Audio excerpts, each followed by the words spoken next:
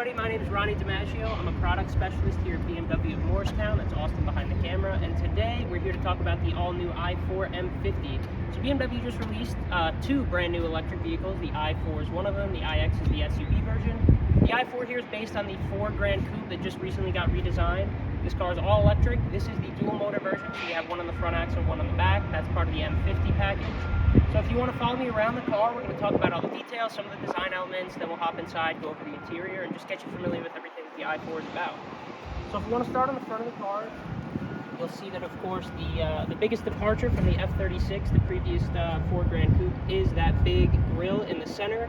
A lot of people are talking about it. I personally think that it looks great, especially on this Portimao Blue car. If you want to take a look at the outside of the grille especially, you'll notice that it's trimmed in a nice matte bronze finish. That's part of the M Sport design package. If you want, you can get the shadow line, and that'll be gloss black instead. Take a look at the headlights. These are the standard BMW LED headlights. If you want, you can, of course, option up to a laser light. And then right below that, you'll see another matte bronze accent on that side vent.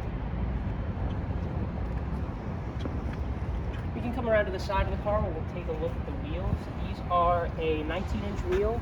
These are called the 860Ms, and they are finished in a bicolor here. You can also see hiding behind that wheel is, of course, the M Sport brake caliper finished in blue. If you want to take a real close look at that center cap, you'll see that it's trimmed in that BMW signature eye color, that light blue. You'll see that on that roundel and the roundels on the front and rear of the car as well. Another design element that is specific to the M50 are, of course, these winged mirror caps.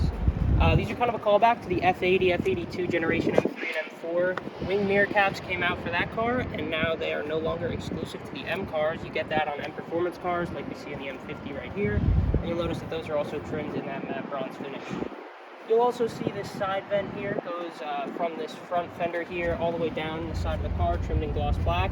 Again, a callback to the F36. This is very much an evolution of that car. The F36 had that vent right there, and the newer generation does as well.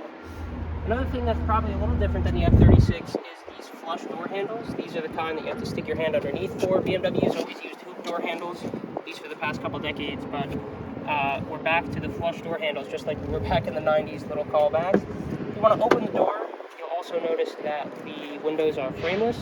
So that's specific to the 4. You can't get that on the 3 Series, 5 Series. This is really the only BMW sedan or hatchback that has frameless windows.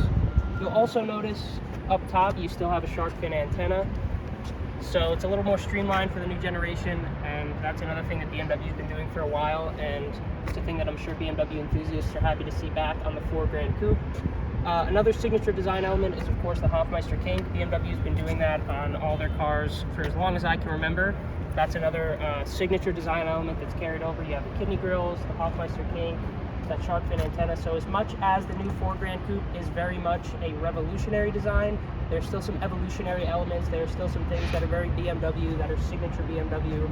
So I'm sure some enthusiasts are happy to see the shark fin, the Hofmeister kink, the kidney grills, all those things coming together in the modern era of BMW. If you want to come up a little closer, you'll pop this open and you'll notice, of course, there's nowhere to stick a fuel nozzle because this car has no engine. Instead, it's fully electric, so of course you have a charge port. That top part is for your level 1 and 2 charging. That's AC, and then if you pop this bottom port open, you'll have connections for your DC fast charging. That's level 3. Close that up, and it closes just like a traditional gas cap. If you want to come around to the back of the car, you'll notice that the i4 M50 has those badges. Both the i4 and the M50 badge on both sides are trimmed in that nice matte bronze. And you'll also notice that that center roundel has that blue accent on the outside as well. Finally, if we move back a little bit, you'll see that the diffuser here is trimmed in gloss black with those matte bronze accents right around the outside here, just to make the design a little bit more cohesive. You have that matte bronze on a lot of different places. It really meshes together well. So that's pretty much it for the outside of the i4. Hopefully that gave you guys a good idea of what it looks like, what the i4 is like if you haven't seen one in person. Now we're going to hop inside, talk about the interior, and most importantly, we're going to go over iDrive 8, BMW's latest and greatest infotainment system. So let's take a look. Alright, here we are inside of the all-new i4 M50. So we're going to go over the interior in a couple of different sections. We're going to go over this steering wheel, gauge cluster, all that stuff. Of course, we're going to talk about that big curved display. center console, all the details as far as getting to know what it's like to actually sit in and drive an i4 M50. So the first thing that we're going to talk about here is, of course, the steering wheel. This is the M Performance steering wheel that BMW is doing on all the G chassis cars. One thing that you'll notice about this one in particular is that this inside rim is stitched in the M tricolor. You'll also notice that the roundel is surrounded by that signature BMW I blue color. Then if you want to come up a little bit closer, we can talk about the gauge cluster, which is configurable with iDrive 8. So you can configure the gauge cluster by pressing this button here on the steering wheel. You can cycle through your different content. In the center, you can have a map, some trip information, a route preview, all those different things. If we tab over to the right here, you'll change the layout. So traditionally, you'll have your speedometer and tachometer. Of course, in an electric car, you have a power meter rather than a tachometer. You can also have just the speedometer over there on the left for a nice sleek look and a more full screen map. Then of course you have your traditional steering wheel buttons over here. You have your volume up and down. You have your skip track. You can adjust the stations and the settings as far as the media source. Then you have all your cruise control information over there on the left. If you want to take a look up in the center here, you can see our heads-up display. Right now you can see that I'm scrolling through different radio stations. If we tab over to the left here, we can scroll through the different radio sources. And of course, if I had a phone hooked up, I could scroll through my recent calls up there on the heads-up display as well. So that's the gauge cluster and steering wheel in the i4 M50. Why don't we take a look at that center screen and go a little bit more in depth with iDrive 8. All right, so of course, with the i4, BMW has introduced a new operating system. So it's called iDrive 8, and this is the thing that most people are definitely going to be very curious about as far as i4. If they're exploring the i4, maybe considering buying one, or you're just a curious BMW enthusiast, iDrive 8 is definitely a hot topic to talk about, so let's get into it a little bit.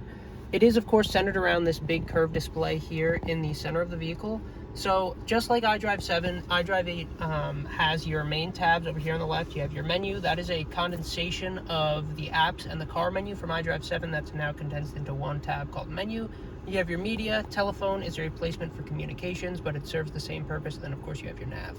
You do have a configurable home screen, just like you did in iDrive 7. You can move these tiles around however you like. If you're somebody that's familiar with iDrive 7, you've driven a car that has iDrive 7 or owned one, iDrive 8 is going to be very familiar to you. It's going to feel really intuitive.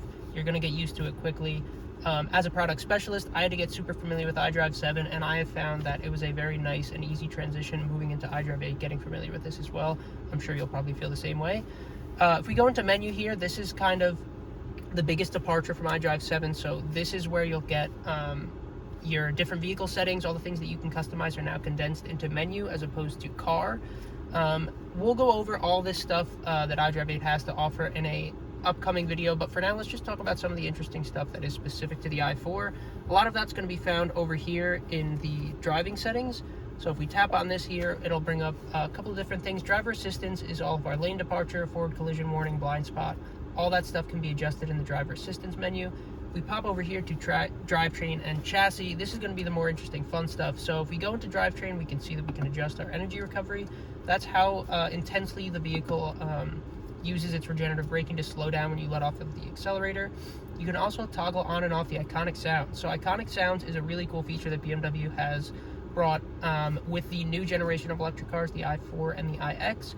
They actually hired the composer Hans Zimmer to design the soundtrack for this car.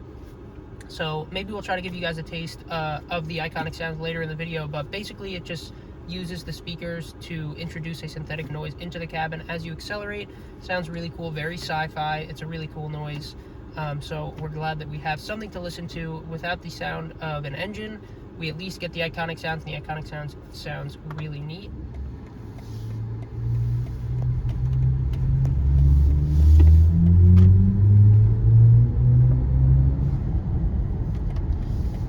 Charging is a big one that I'm sure a lot of people are wondering about. So of course the i4 has a lot of customizations as far as charging goes. You can toggle whether or not you want the car to charge immediately or on a timer when you plug the car in. You can set a departure plan, have the car preconditioned, stuff like that. You can set an AC limit. You can set a charging target. So how high, to what level do you want the car to charge? You can unlock or toggle your customizations as far as unlocking the charging cable. And then you can have the adjustments for your fan loudness, whether you want those to stay on unrestricted. You can restrict them, reduce them a little bit, or you can of course let the car decide by leaving it in automatic mode. So those are some of the things that are specific to the i4 and the electric vehicles. A lot of this stuff's going to look pretty similar in the iX as well. But that's a real quick rundown on iDrive 8. Like I said, we're going to go over this in extreme detail in an upcoming video, so stay tuned for that. But for now, let's finish up with the i4. We'll talk about the center stack, some other little details, and we'll wrap up. All right, so we talked about the steering wheel, the gauge cluster, iDrive 8. Now let's talk about the final piece of the i4 interior. That's going to be our center stack down here. So thankfully, the first thing that you'll notice is, of course, we still have an iDrive knob. Thank you, BMW, for continuing to integrate a knob rather than making us focus on the touchscreen alone. The iDrive knob works just as how it does in iDrive 8 as it did in iDrive 7. So this will be, of course, very familiar for people that are familiar with BMW. We also have a gear selector, very traditional BMW, just like how we've been doing it for a little while now. Push forward for reverse, down slightly for neutral, all the way down for drive, and then of course we have our B mode. So this is new for the i4. In a ICE powered 4 Grand Coupe, this would say M or Sport. That would be your manual sport shifting mode. In the i4, that is your regenerative braking mode. And then we can put it back in park. The shift will move itself back over to the center. We have our parking brake, our brake hold, our different drive modes. A new drive mode for the i4 is Sport Boost. So that is specific to the electric cars. That's where you're going to get the most performance in the i4, but of course comfort is your default, and Eco Pro will conserve your range as best as possible. We have our 3 buttons up here. These are your parking sensors, your panoramic camera, and of course your traction control. Alright, so that's going to do it for this video on the i4. Thank you guys for tuning in, going on a walk around with the i4 with us. As always, you can follow us on Instagram, TikTok. You can of course visit us at BMW of Morristown. We're here at 111 Ridgedale Ave. Give us a call. We'll link you up with one of our client advisors. Spec out the BMW that you want, whether it's an i4 or anything else. We'll get you set up. But again, thank you guys for tuning in. Stay tuned to the channel. We're going to have a lot of cool videos coming, not just on the i4. BMW is coming out with a lot of cool models. So whenever we get them in, we're going to film them, we're going to post them, and get you guys an in-depth look at all the latest and greatest that BMW is going to be working with. So thank you guys again, and we'll see you on the next video.